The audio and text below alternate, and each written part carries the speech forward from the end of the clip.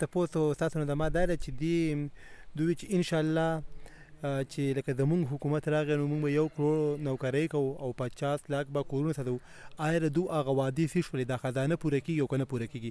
د عوامو نه خو پوستکې په بل طرف واړو. دې باره کې څه خیال دی؟ خورشید خان دا خو سیاسي خبرې وي، سیاسي او دغه خبرې وي چې 1 کروڑ نوکرانې به ورکوو. دا چې یو دا نه کېږي، حکومت کې 1 کروڑ نوکرۍ نه کېږي داسې چې دوی چې راکم چې نن سبا د دوی تپوس وکړي چې دا موږ سیاسي خبرې کولې. او د 50 لاک کورونو چې خبره کوي نو تقریبا یار هغه روان شوي دي. 50 لاک کورونه هرې صوبې له خپل دغه ورکړی دی پیکیج، چېرته دو نه جوړ کړه ته جو نه جوړ کړه. نو که تاسو ګورئ په سوات کې مله ځمکه ایسته، زموږ په دې علاقې ولا هم ځمکه ایسته دي کورونو دپاره، خو نور لاندې ځګونه یې ولا ایستې دي ډېر زیات پنجاب کې او دغه کې. نو په هغې باندې کار روان دی. او نور په دې 1 کروڑ نوکرانو کې په دې کې دوی سیاسي خبره کوله، سیاسي خبرې د هغو خپل لینډ دی، خو نور دا نه شي کېدی چې 1 کروڑ نوکرانې دا ورکړي.